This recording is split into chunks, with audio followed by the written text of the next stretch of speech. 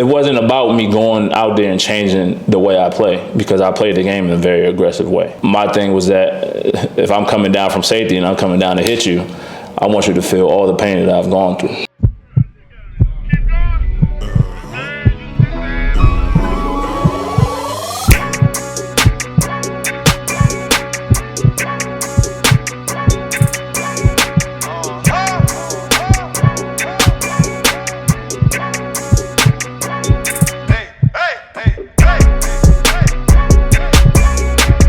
My first encounter of you,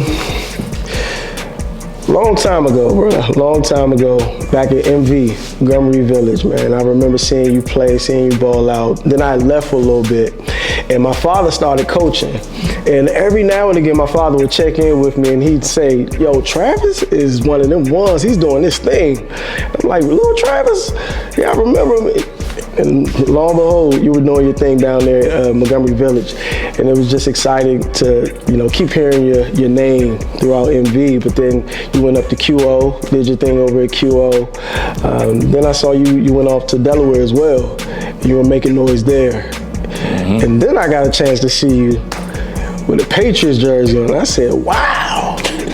Right. This man done took off, man. Took it to where, a lot of us wanted to take it, man. You got there. And then after your stint with the Patriots, I seen you go off into manhood, essentially, and leadership. And I got a chance to reconnect with you at Northwest High School.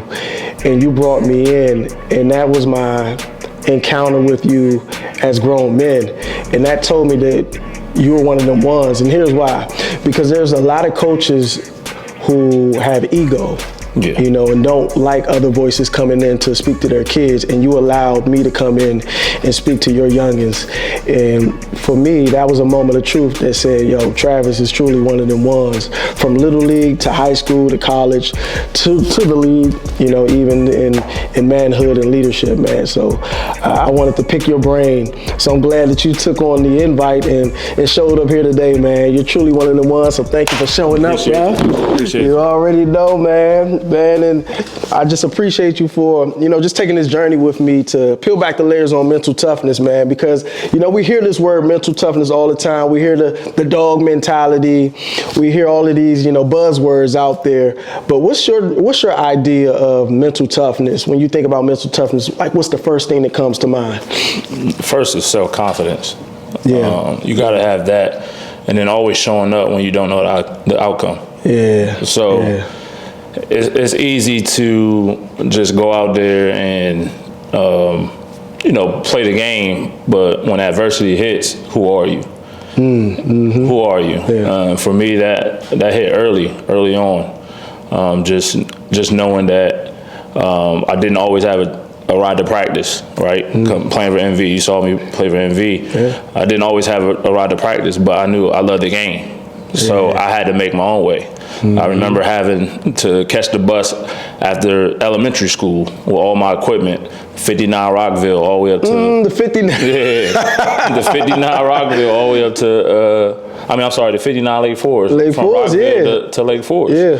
Mm-hmm. And that's when I knew, like, all right, if I'm going to make it somewhere, like, I got to have the mental capacity, the mental toughness to know that it's going to be on me. It's going to be on me. Nobody else. Nobody else. And that started in elementary school. So I knew I loved the game, and I knew it could take me places. And I just knew that if I have the mental toughness to know, okay, my mom can't take me to practice, I got to find my own way.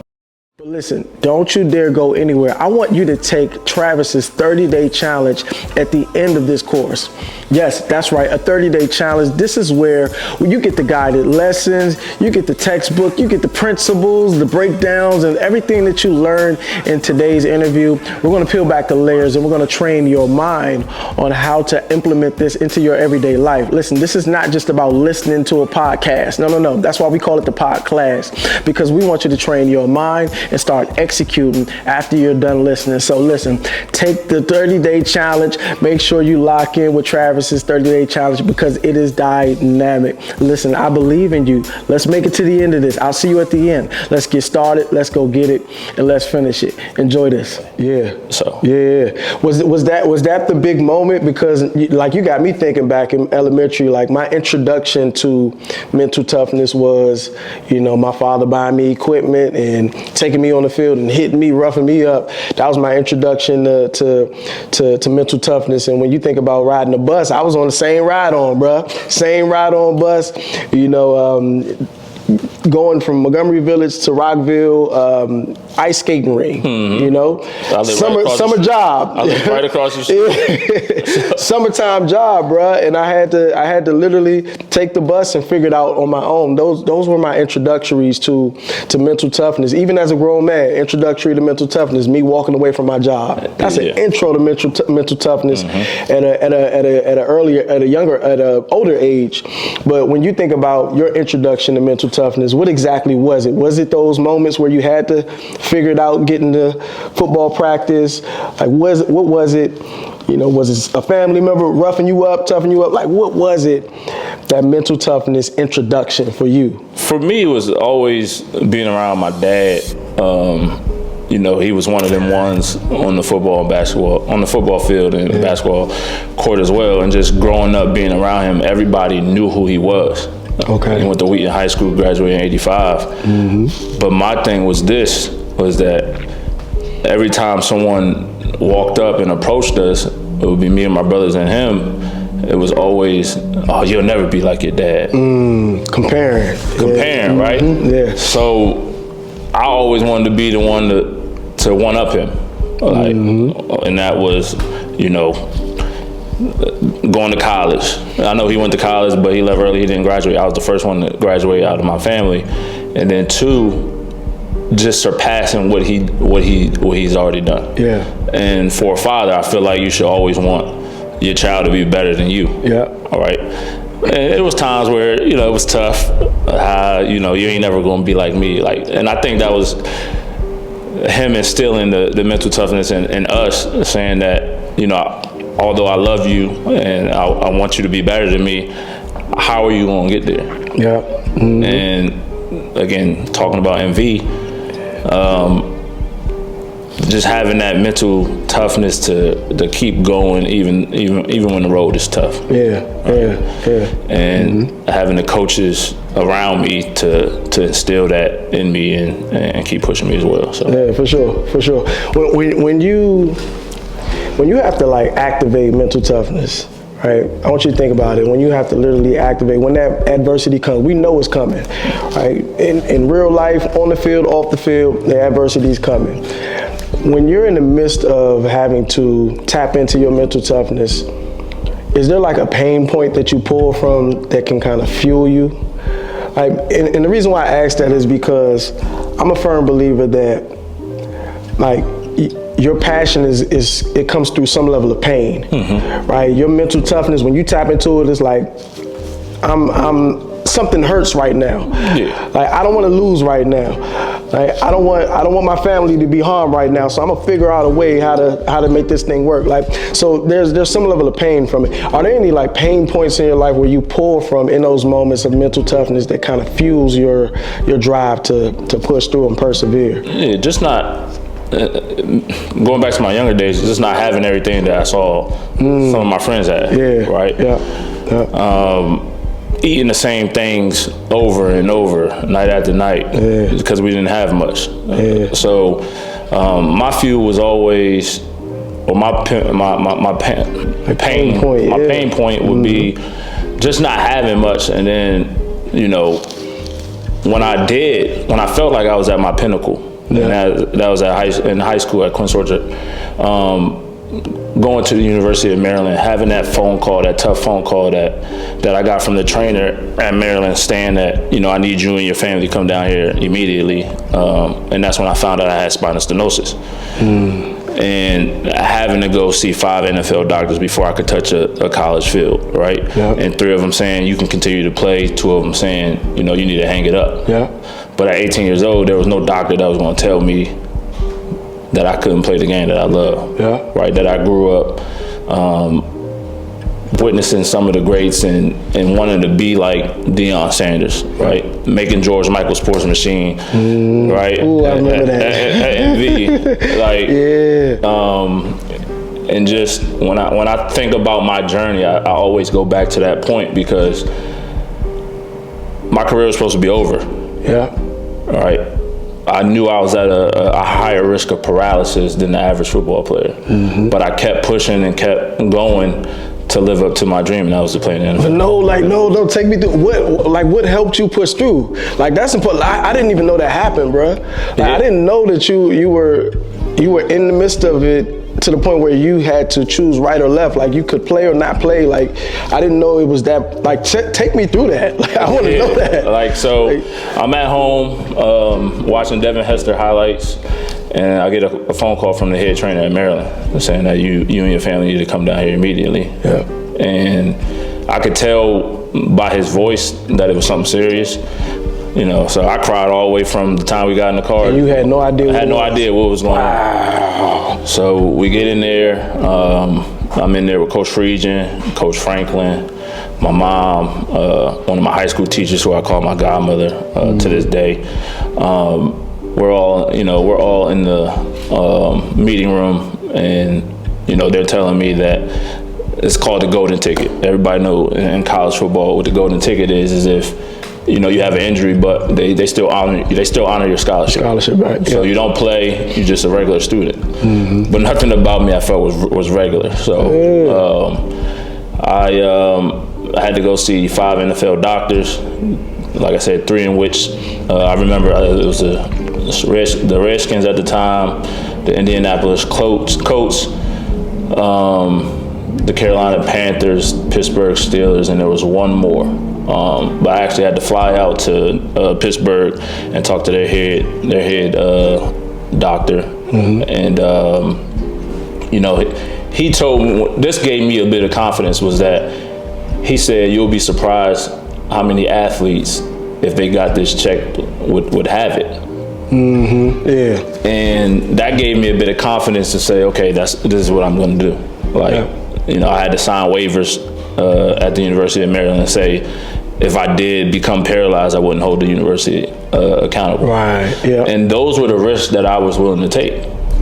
Those were the risks that I was willing to take because I love the game so much. Right. So when I had to tap into my mental toughness, it wasn't about me going out there and changing the way I play, because I played the game in a very aggressive way. Yeah. And my thing was that if I'm coming down from safety and I'm coming down to hit you, I want you to feel all the pain that I've gone through, right? So come on. So that was my pain point. Yeah, right? Yeah. So that's so good. That's so good. Okay, so you got through it, you pushed through it, made it to. From that point, where do you go from there? So I'm at University of Maryland. For 2 seasons. We won the Military Bowl with Coach Friedgen. Yeah. We went 2-10 my first year. That was my redshirt year. My second year, my redshirt freshman year, we went to the Military Bowl, won that. Coach Friedgen got ACC Coach of the Year. Yeah. And then he was let go. They bring Coach Randy Edsel in. And when they bring him in, coaches come in with their own agenda. Yes, and you stayed, right? I stayed. Yeah. I did. I was the first one to transfer. Okay. All right. Okay. So I was there. One of my closest friends, Ignacio D'Souza, he was hit by a car on campus, and he was coaching with me at Northwest. Yeah. And he coaches with me now at. He coached at Wise. I brought him down to Wise for the short time that I was there, and then now he's with us at Potomac Falls. Yeah. But seeing him get hit on campus, not seeing it, but him going down, experiencing that trauma situation, and then seeing him in the training room, it really affected me. And I remember asking him, about some of the scars that was on his foot, and then the trainer, was having a real bad day about something that day. And when I asked him that question, the trainer kind of went off on me, and I was dealing with my own battles with my injury, and you know, I let him know, like, I'd rather be outside running with the team than here with you being disrespectful.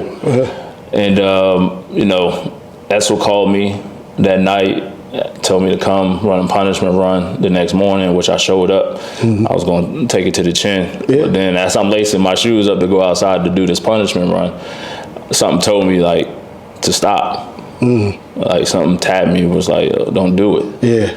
And you know, I told him, I said, Coach, no disrespect to you, I just feel like I shouldn't have to run a punishment run because I didn't know how to tread water. So I was pretty much drowning. The day before, and he you know, cussed me like a dog.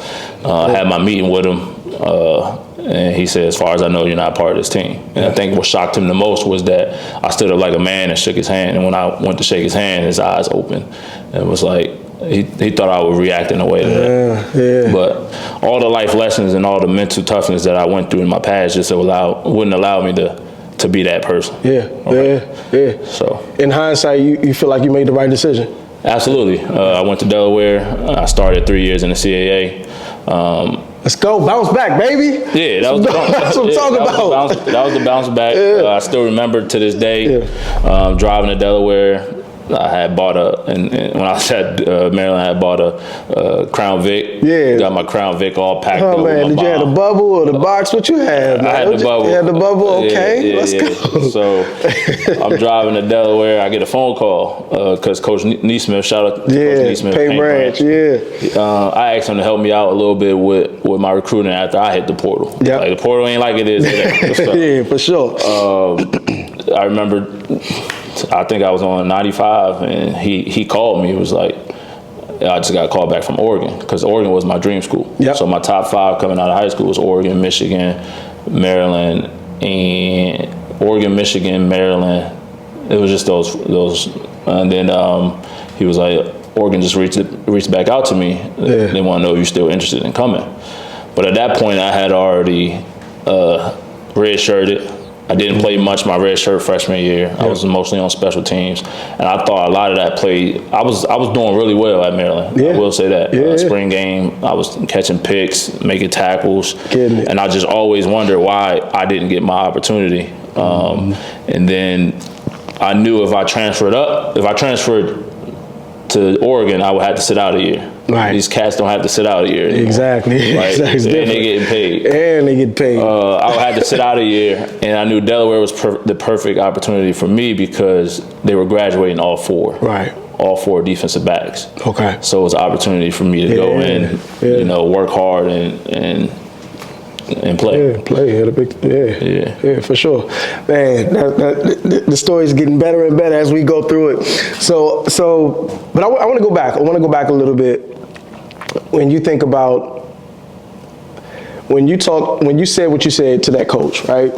Somebody could have looked at that and said that was a mistake. But in hindsight, you look back at it as that's the thing that helped you build. I want you to think about any mistake that you've ever made, and you had to actually use mental toughness to overcome that mistake.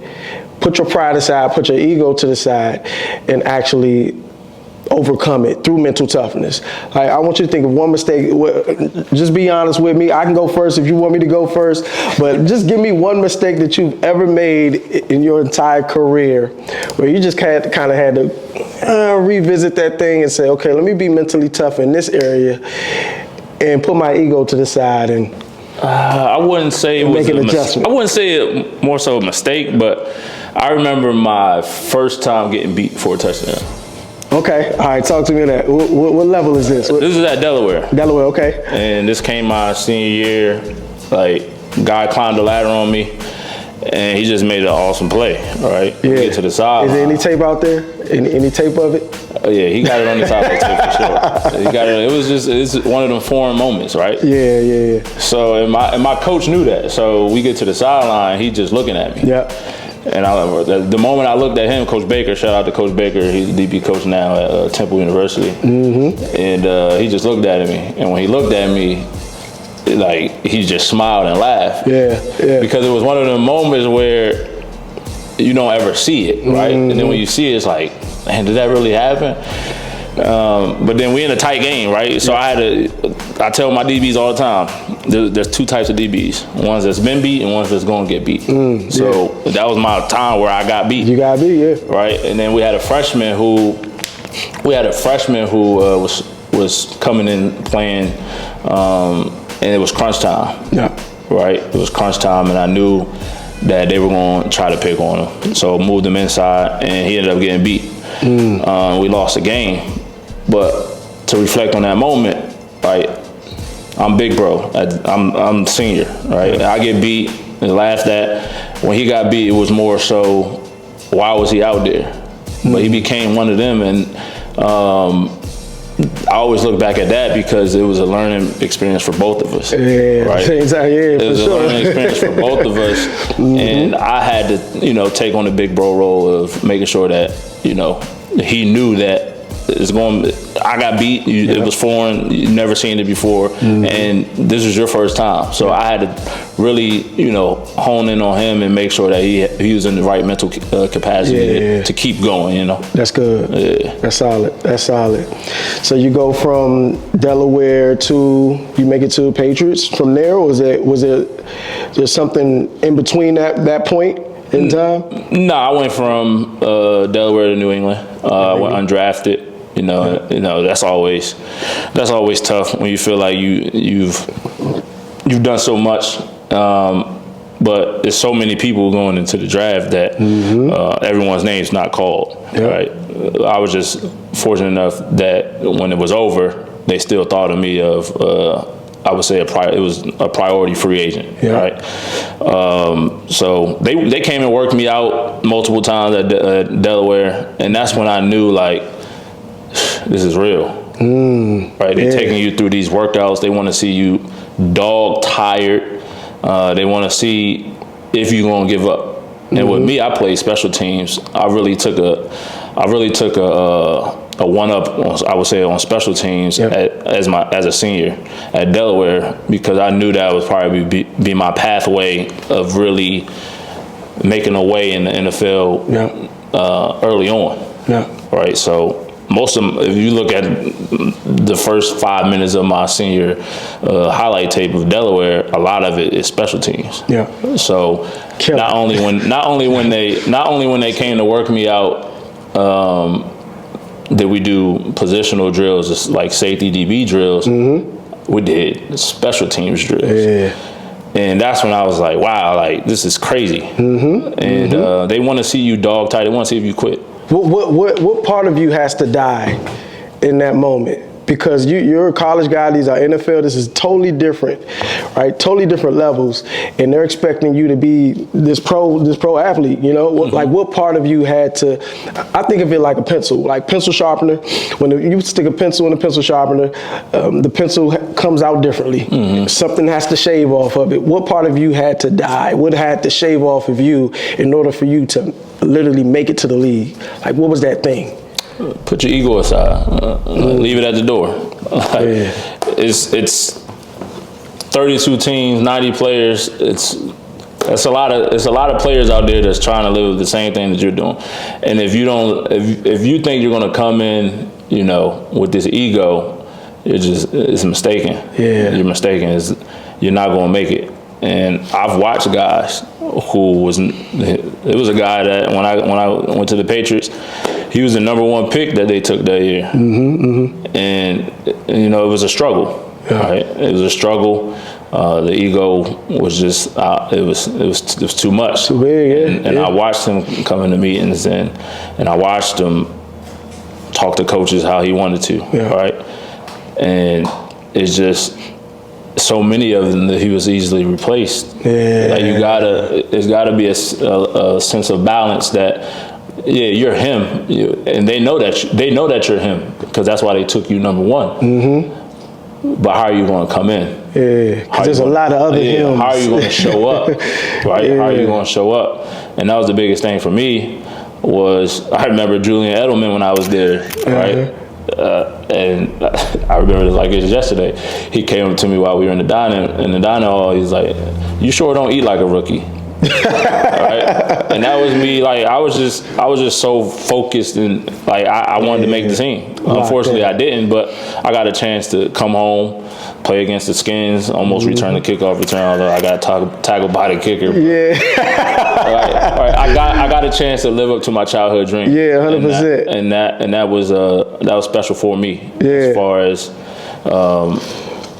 just knowing that everything, all the, they say don't put your eggs in one basket. I put mine in one basket. Yeah. And I lived up to what I wanted to do. Yeah. What would you tell someone who's going through some challenges right now, like how to overcome it, how to be resilient through, whether it's, transitioning from college football to NFL, from NFL to real life, because that's a whole nother transition.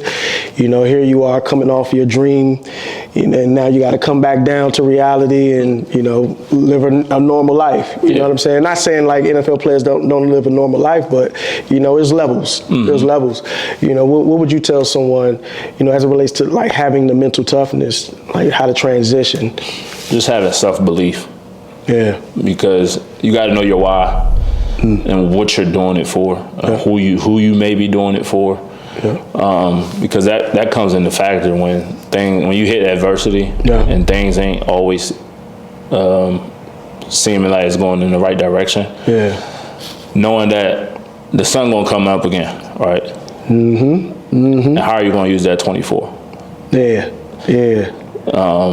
And I think that's the biggest thing. Having that self-belief and knowing your why. When things get tough, who can you relate on? Who can you relate to? Yeah, that part. Or rely on. Mm-hmm. And the biggest thing, the big thing for me was, like, I was so zoned in on the NFL. Yeah. Like so zoned in, like so you had the vision. Okay, so that's one of the I was so zoned in that like people in my neighborhood knew, like, and I wasn't cocky or anything. I just had a self-confidence in myself that I was gonna make it. I had to finish school before I go to pro. Mm-hmm. Right, I was gonna make it. When people was partying, like I didn't drink until I was 24 years old because. Coming from the MV days, I knew that I wanted to make it to the pinnacle. Mm-hmm. And I saw guys who I looked up to, who came back down to the village, who I thought very highly of, that I'm like, dang, he should make it to the league, right? Yeah. And then you come back down to the village and it's not the same. And that's not the same person that I knew. Yeah. And maybe they were drinking or whatever the case may be. Yeah. I just put it in my mind that I want to make it before I start to do anything like that. And that's good, like having the awareness to see, okay, maybe that's what I shouldn't do. That's what I shouldn't do. You know what I'm saying? Yeah, like having that's so powerful. Yeah, that's so what powerful. I shouldn't do. Yeah. And some guys get blinded by that. Yes. They get blinded by it. Yeah. Right? Yeah. They see, the thing that gets me nowadays with the younger generation is like, the money on the floor, taking pictures. Mm-hmm. It's like in the social media. Don't get me wrong. Mm-hmm. Like I love social media, but you gotta be using it in the right direction, in the right way. Use it as a tool. As a tool. Yeah, come on. That's why I said if I was playing in this day and age, I would find my best friend would be someone in the school who knows how to navigate social media, follow my every step. I already had the work ethic. Yeah, exactly. I already had the work ethic. Right. I know I have a talent for this game of football. Exactly. Now I just got to show the world. That's it. Right? That's it. Now I just got to show the world. Mm-hmm. And just follow me around. Show my 100%, bro. So all right, as we close this thing out, man, take us through your mental toughness routine. Is it something that you do in particular? You wake up 5 a.m., prayer, like take me through a routine of you as far as your mental toughness, man. How do you get there? What gets you going? Just knowing that, now that I'm a coach, right? I tell people this all the time. I feel like God blessed me with 2 superpowers. One was playing the game and one was coaching. Yeah. Right? So there's guys that's now relying on me to give them the tools to success. Yeah. And that's why I love coaching so much. So when I think about the mental toughness thing for me now as an adult and as a coach, is I have the younger generation relying that I'm gonna give them, the tools to succeed. As far as I tell them this, I tell my younger players this all the time. The game is more mental than it is physical. Yes, 80% mental, 20% physical. It's more mental than it is physical. If you know your opponent better than they know themselves that night, you don't even have to work that hard. That's good. Say it again. You don't have to work that hard. Come on, man. The game could be easy, but that starts in practice throughout the week. Yes. So I give my guys a cheat sheet Sunday. Sunday night, they get a cheat sheet of what they like to run, what personnel, things of that nature. Yeah. And they get to study it all the way up to Friday. Yeah. And when game day comes, they're running the same thing I put on this paper. Yeah. How did you prepare? How are you going to bounce back once you give it up? Once you give up an out route? When I told you that if he cut his split down, these are the only 3-step routes that he can run. How are you going to prepare? Like, come to the sideline. We gonna get it right. We got the TV on. We got the TV on the sideline. So I'm gonna ask you on the sideline. We got the bird's eyes. Everybody watching. I always tell them the eye in the sky don't lie. Right. And the biggest thing for me is that not only do we have the TV on the sideline, I get to really pick your brain onto why'd you do that on this snap. Yeah. That's so good. That's so good, man. Man, let's we're on a flight. We're on a flight to Chicago. You and me, we going out to Chicago, Windy City, flight gets some turbulence.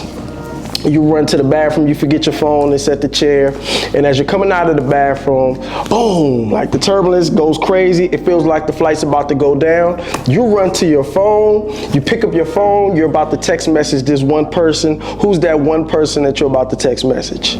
My wife. Wifey, okay, wifey. Yeah. Newly married, shout wifey, shout wifey out, right? Yeah. Why'd you pick wifey? How come? She's the backbone, right? I know she's going. If anything was to happen to me, I know she's gonna make sure not only is my family straight, but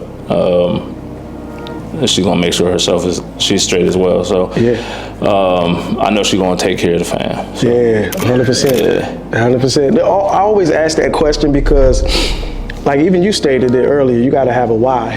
Yeah. And a lot of these young people, they don't understand how to find a why. So I give them that analogy every single time. If you on a flight and you about to go down, who the first person you gonna text message? That's the first person you think of, your mom, your dad, then guess what? When you hit the field, think about her when you feel like quitting. Think about him when you feel like giving up, you know what I'm saying? Like having that real reason why. So I love that. I love that thought process. All right, give me 3 people. 3 people that represent mental toughness. Give me 1 celebrity, 1 friend, and 1 family member that represents mental toughness for you. 1 family member, I would say my brother, God rest his soul. Yeah, okay. He had to deal with life at a young age. He didn't always make the smartest decisions, but I would say he was always there for me. He introduced me to the game of football, and he always made sure that I never did anything that he was doing. Because he would tell me I would break your hands and your feet. You wouldn't be able to play football. So that's one, because he didn't have his dad. He didn't have his father growing up. His dad died when he was little. So he really had to navigate life by himself. And things wasn't always easy. So that's one. Family. Friend would be, I would say, I'm gonna come back to that one. Celebrity, Dion. I'm a big Dion guy, right? Let's go. He's always showing up for others, right? Man, cut off his toe and still was coaching. It's like that shows a lot about who he is as not only a coach but as a person. Right. That shows the true character of a man. Like I said, he's showing up for all those kids that believe in themselves and at that level, even even if he has 9 toes now, right? Yeah, for sure. And you see his kids, you know, they make jokes and stuff, but at the end of the day, they know who he is as a person and things of that nature. So he's a guy who I really look up to. For sure. Dion, 9 toes and he's still standing on business, man. Still standing on business, man.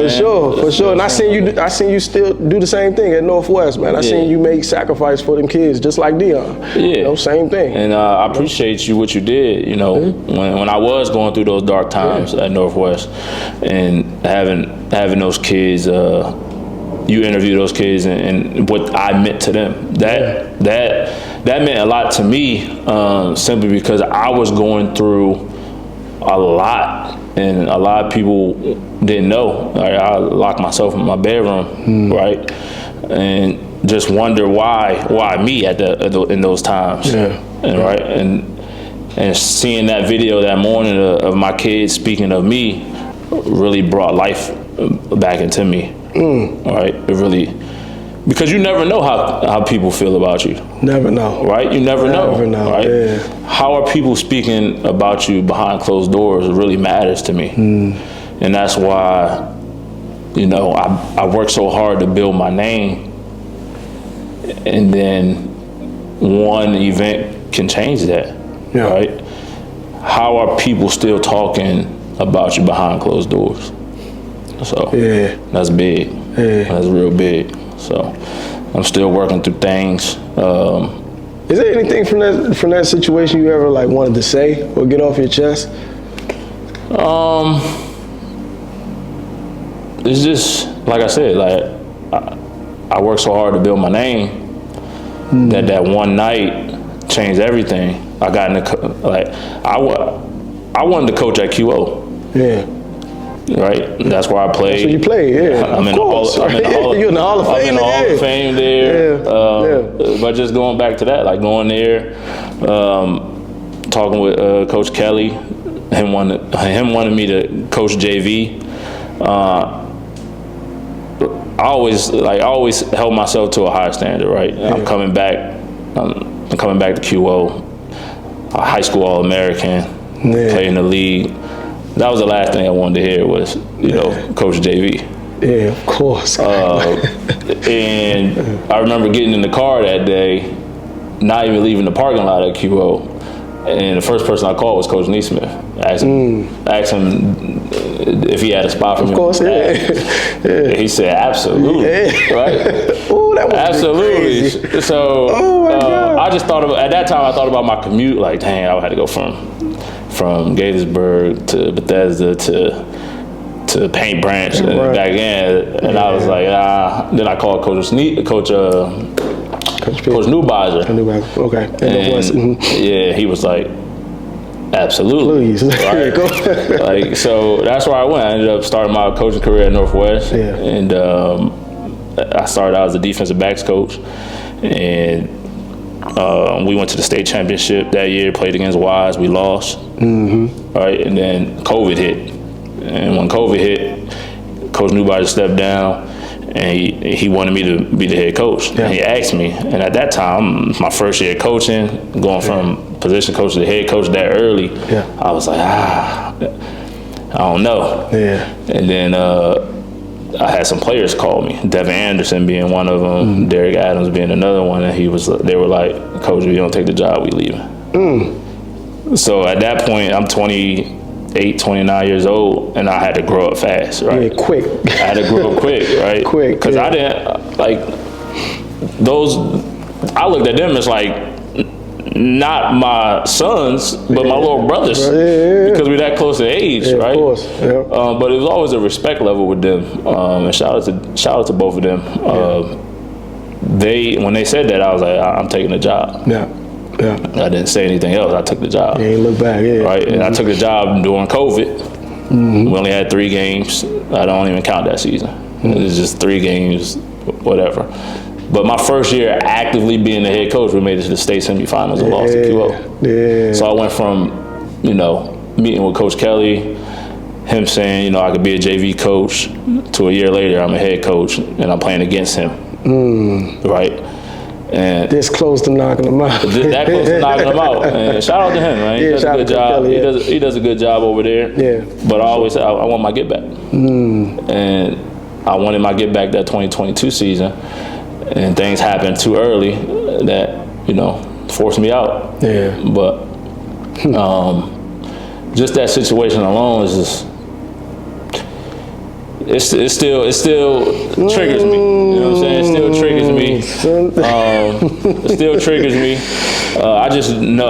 My biggest thing having to walk away was how my players looked at me. Yeah. And I felt like you did a wonderful job bringing light to the situation and giving them an opportunity to speak. Because if you didn't do that, no one would ever know how my players truly felt about me. And the biggest light that was on me was that I didn't know how to control my team. I didn't know how to control my players. Right, yeah. Right? So. And one thing they knew about Coach Hawkins, and he don't deal with unsportsmanlike conduct penalties. Of course. You'll find your way to the bench immediately. Yeah. Everything just happened that fast, so fast that I didn't even know what was going on that night. Yeah. I didn't even know what was going on that night. And instead of us being able to use that as a learning curve, it was just get out and never come back. Right. So that still, has its days with me, just because I know I could have used that as a stepping stool to something else, but instead it was stripped away. Yeah. All right. Yeah. And like I told you before, God gave me two sets of superpowers. One, playing the game of football, and I didn't know until I accepted that head coaching job that the next one was leading young men. Yeah. All right. Yeah. So just using all the experience that I had, and I didn't want to be a coach. To tell you the truth, I didn't. That's normally how it is, man. Like when God called you to do something, it's like something you don't really want to do, but he's going to give you the power, the influence, and everything to do it at a high level, man. Yeah, because I told myself from a young age, when I'm done with the game, I want to find new hobbies. Yeah. Right. But I had that wake up call one day where I just woke up. I'm like, I have so much knowledge that I'm not giving back. Like, I need to go give this knowledge back to the next generation. Yes. So that's why I got into coaching. Yes, I love it, man. Let's close this thing out, man. Let's have some fun real quick, man. I'm just gonna go down quick speed Q&A. Say the first thing that comes to mind. You ready? I'm ready. All right, let's get it. Nighttime or daytime person? Daytime. All right. Pancakes or waffles? Waffles. Tupac or Biggie? Tupac. Why you say Tupac? I feel like he had a more inspirational feeling to his music. Yeah, 100%. All right, newly beef or the latest beef, Kendrick or Drake?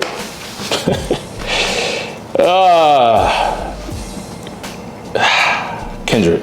Okay. He won the battle. It's funny. It's just funny that you asked me that, because when I was playing in the CFL, is when Drake and Meek Mill was going at it. Yeah. And I'm playing in Toronto. So when they started beefing, you couldn't play Meek Mill in the locker room at all.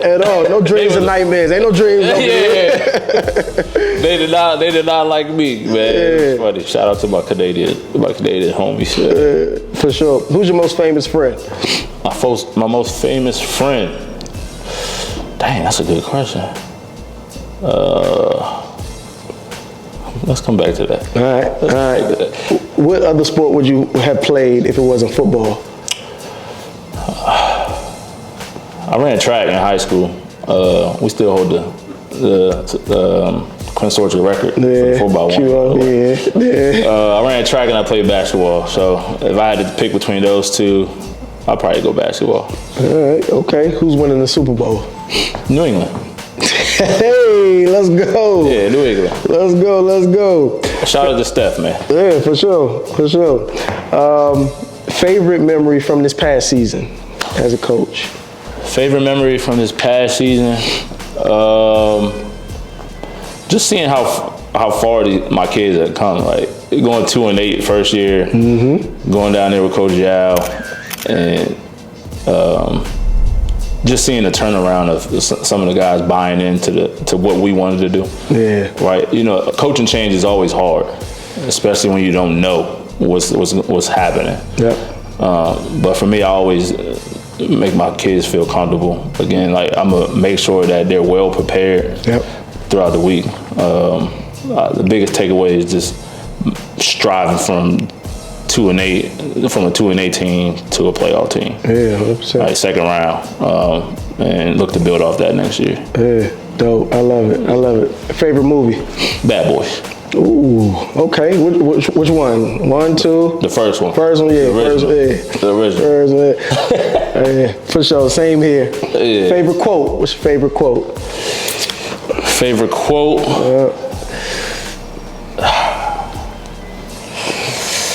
Man, that's a good one. Yeah. Favorite quote? You got hard work beats talent. You got in order for you to get to the next level. I like that one. I like hard work beats talent. Yeah. Because I was always talented than everybody. Yeah. Right. And sometimes that gets in the way of of how hard you should work. Should work. Ooh, that's good. Yeah, of how hard you should work.